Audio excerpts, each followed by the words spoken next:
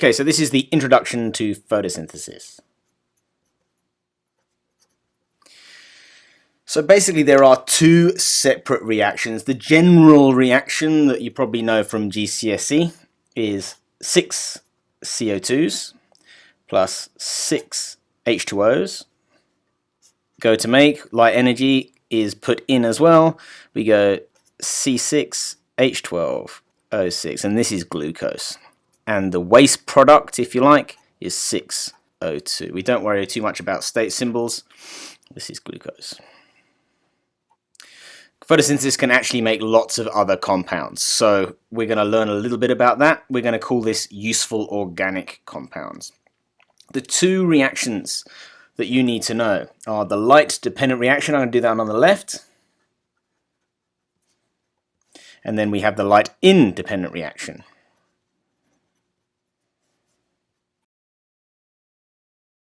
There are some other names for these things. You might hear this called photophosphorylation or cyclic or non-cyclic photophosphorylation. This may be called the Calvin cycle as well. I sometimes are going to use the LDR, light-dependent reaction, and LIR for light-independent reaction. So maybe look out for those as well. So what are the headline bits and pieces we need to know about this? So we can say that the light-dependent reaction uses light energy to make ATP and reduced NADP.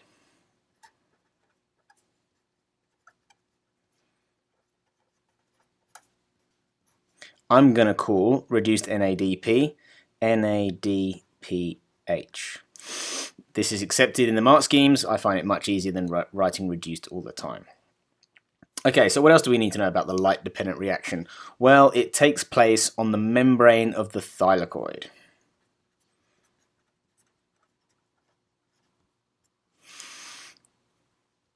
Remember, the thylakoids are stacked up into grana. They have a large surface area. Maybe it's worth saying that. I'm going to use my SA for surface area.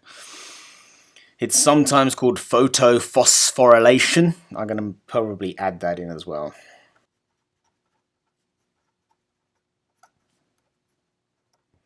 So this means phosphorylation, the process of adding phosphate using light energy photo.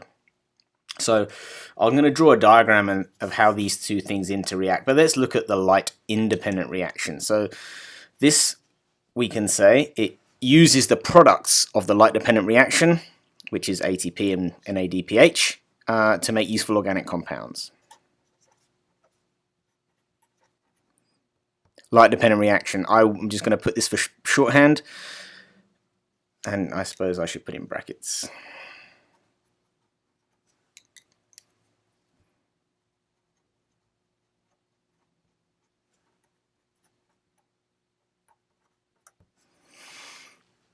Okay, so where does it take place? It takes place in the stroma.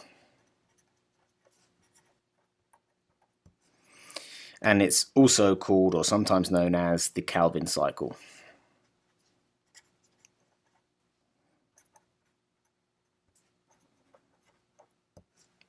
Okay, so how do these two things interact? Well, remember we've got the thylakoid over here. In my diagram of the chloroplast, I drew my thylakoids, my stack with green. Basically what's happening here is we're converting our H2O from above, and this is being converted into our oxygen. We release the hydrogen, that goes to reduce NADP to form reduced NADP. Don't worry if this is all sounding a little bit too much at the moment. This is just the introduction. This arrow is going to symbolize light energy.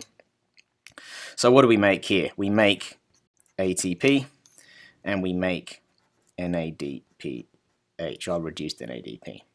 This then comes over here to the light independent reaction, and this is going to use these two products.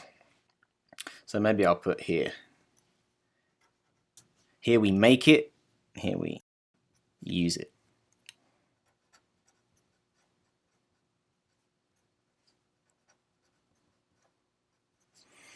Okay, so in this reaction we're going to be using the energy from ATP and the hydrogen from NADPH, and basically CO2 is going to come in. It's a sequence of 4 reactions. We're going to look at this in more detail, and out the bottom we're going to get our useful organic compounds. And for example, we're going to get our glucose. So the basic thing to remember here, that you've got two reactions working in parallel. Light-dependent reaction takes place on the thylakoid membranes, and it makes ATP and reduced NADP. And then they go over to the light-independent reaction, which uses them up, and then essentially they get cycled back again. And that is the introduction to photosynthesis.